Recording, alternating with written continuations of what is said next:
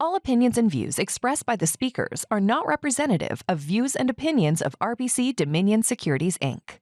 All information and opinions provided in this video are in good faith, but without legal responsibility. Hi, I'd like to welcome everybody back to one of our Fast Fives. It's been a while since we've done one. Life has been pretty busy with all the talk of tariffs and trade and taxation. And so we thought we'd do something on a little bit of a lighter side today.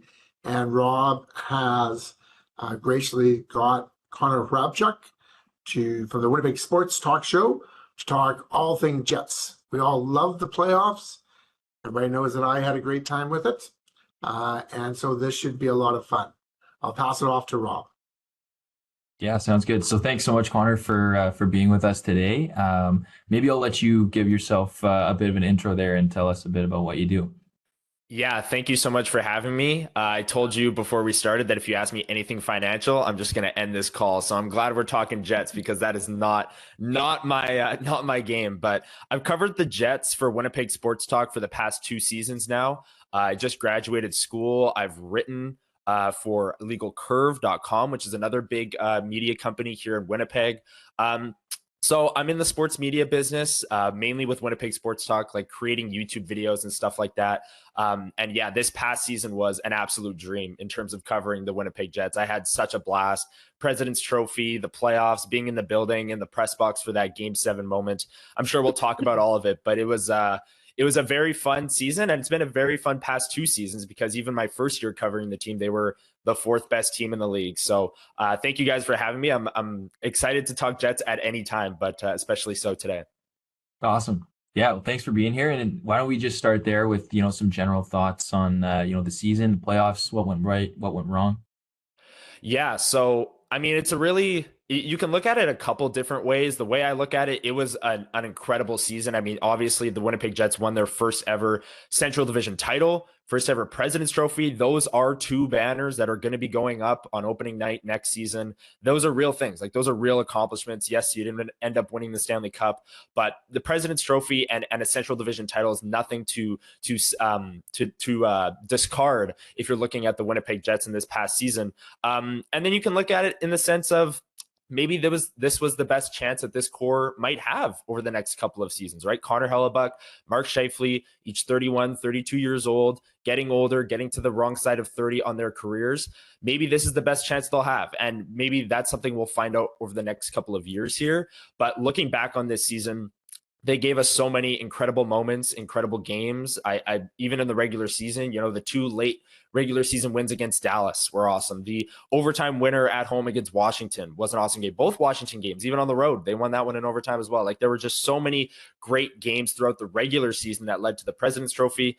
And then you go into the playoffs, Game 7. I mean, that was one of the coolest sports moments I think I've ever been a part of. Not only the goal, but the fact that, like, the whole crowd stayed in their seats for the intermission going into OT. Everyone stood through 2 overtimes on, like, late on a Sunday night. Like, no one was tired, no one was ready to go home. The Adam Lowry overtime winner in that game, and then Dallas, even the Dallas series was incredible as well. So we got some really fun moments. It was a special season, and they did accomplish certain things, but you're kind of left with that thought in the back of your head of, well, what if this was the best chance they'll have going forward? Yeah. That Perfetti goal was surely a where were you when type of moment, Yeah. So I guess as we, get into the offseason here, what would you think our biggest offseason priorities would be? Do we have any, young talent coming up, some players to watch? Yeah, so looking ahead to the offseason, I think the biggest storyline is pending unrestricted free agent Nikolai Ehlers. The Winnipeg Jets next season, and this ties into my thought of what if that was the best chance they have. Well, if Nikolai Ehlers walks in free agency, you're automatically a worse team next year. Like, there's no way that you can really replace that impact that he brings. So that is obviously the biggest priority for me, is getting him signed, getting him to return to Winnipeg. And if he moves on, if he signs elsewhere, how do you replace that? You have young players in Nikita Chibrikov, Brad Lambert that can maybe step into an NHL role, but not going to post the point per game top power play type impact that Nikolai Ehlers did.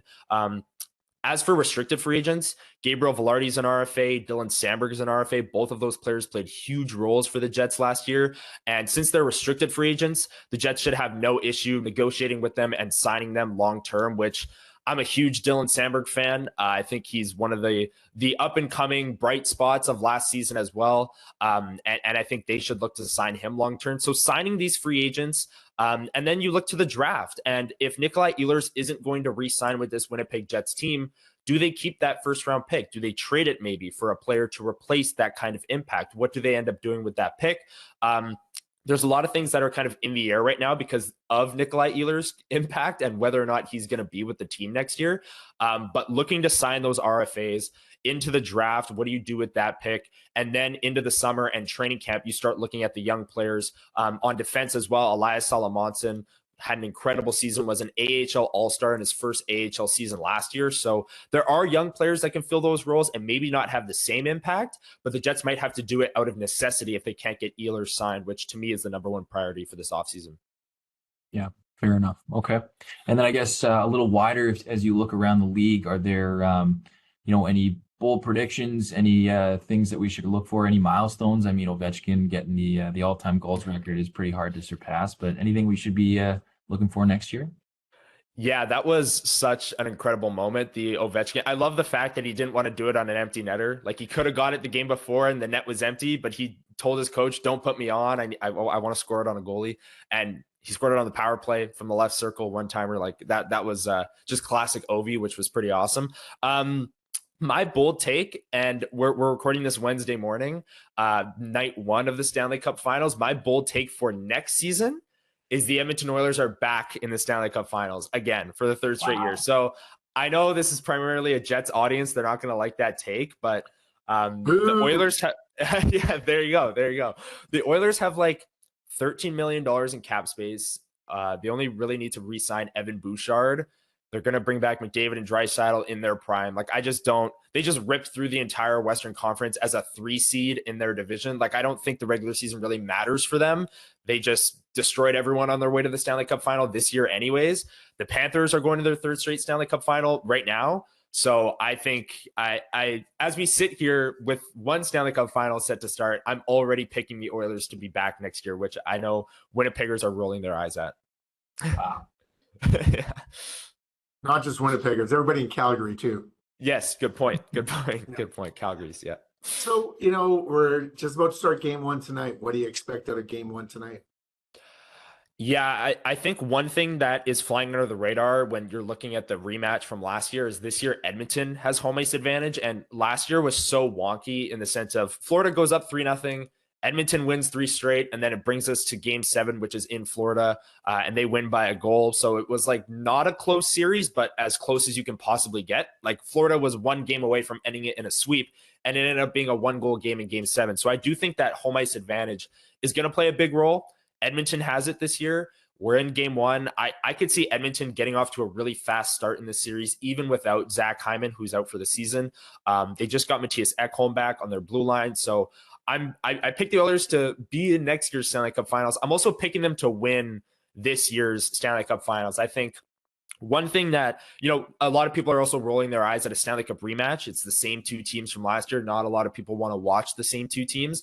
But my argument against that is that I think both of these teams are better this year than they were last year. Like Florida, their forward core is like an all-star forward core. Like they have Brad Marchand on their third line, just playing incredible hockey. The Oilers have McDavid and Draisaitl, obviously, but the rest of their team is stepping up as well. And I think that's the key for me. I think that's why I'm picking the Oilers, is not only do they have the best hockey player in the world, maybe the most talented hockey player of all time in Connor McDavid, but the rest of their forward core has really stepped up. Like Corey Perry has like 8 goals in the Stanley Cup playoffs. He's like 40 years old. Like he's stepped up. There are players like that are stepping up down the lineup. So I'm picking the Oilers both in game 1 and in the series. I think home ice advantage will play a factor.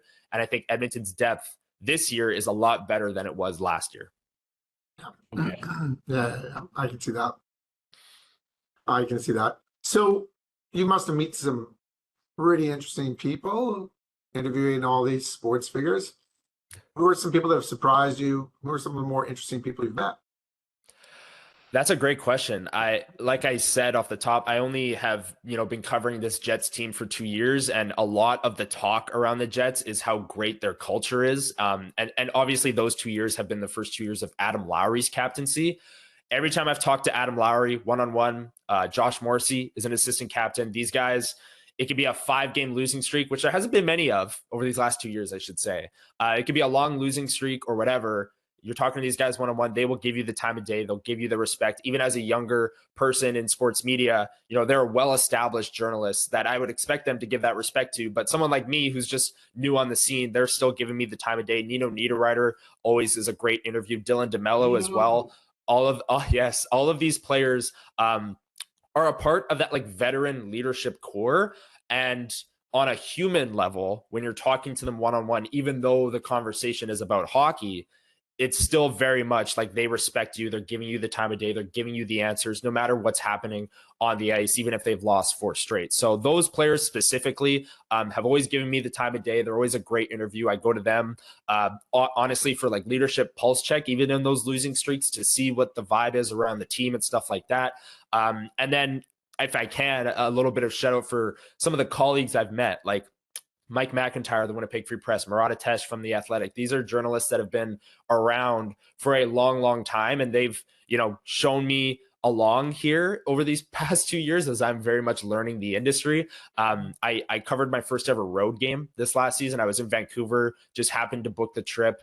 Jets were playing in Vancouver. I was like, wow, this is great. I can cover a game on the road. Mike McIntyre was the journalist on the road. He was showing me around everywhere, letting me know how things work on the road. So the players, the culture in the room is as strong as it's ever been. I've only been here for 2 years. I don't know what it was like during the Blake Wheeler era, but I can say that this group really cares.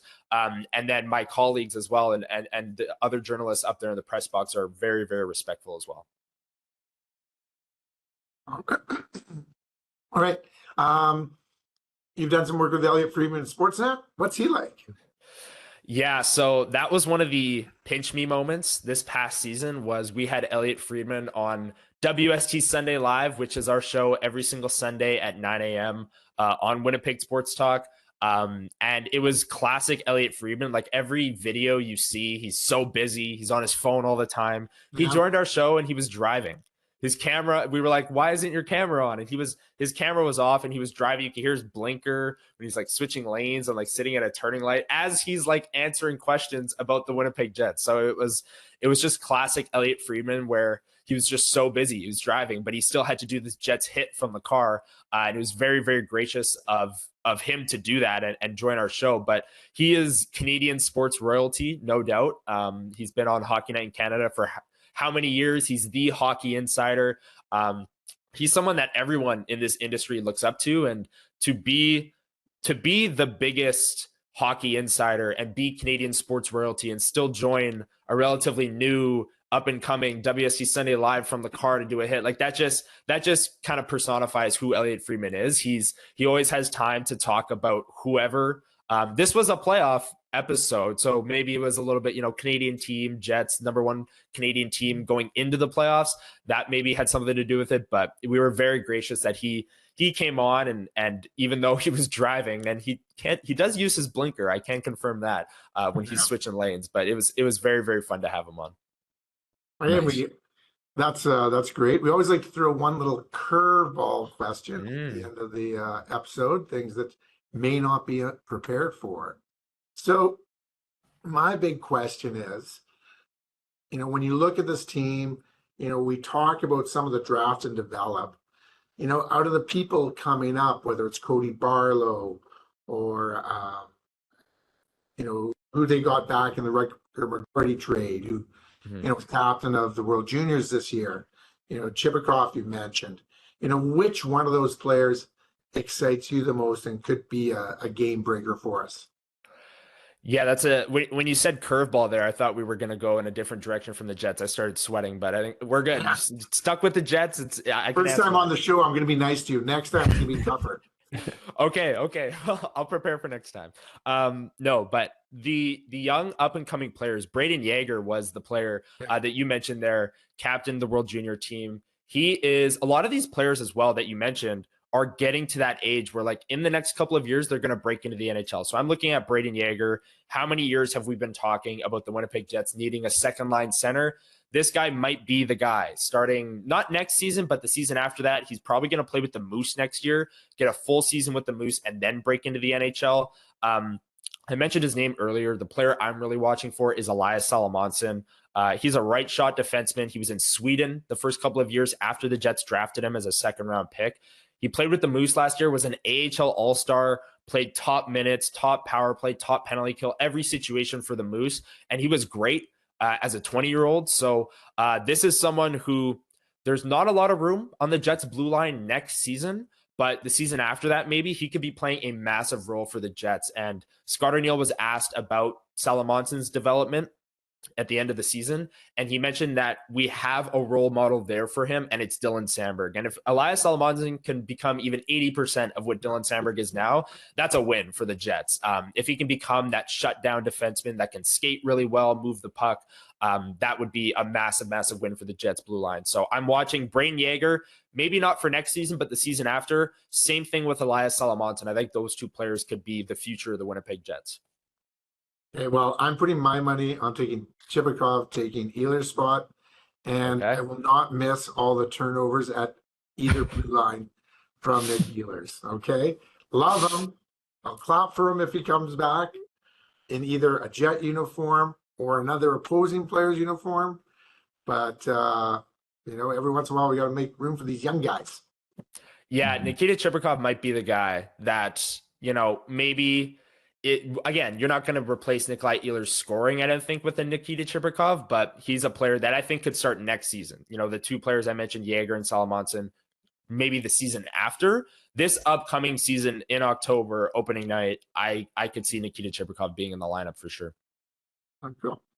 Well, Connor, thank you very much. Rob, thank you for setting this up. Rob, have any final words? No. Yeah. Thanks, Connor, very much for your time. I know it's a busy off season for you, and hopefully we see you, reporting live from the whiteout maybe next June. Absolutely. Yeah. Jets are making the playoffs next year. You'll see me. Oh, yeah. For sure. Yeah. Every year.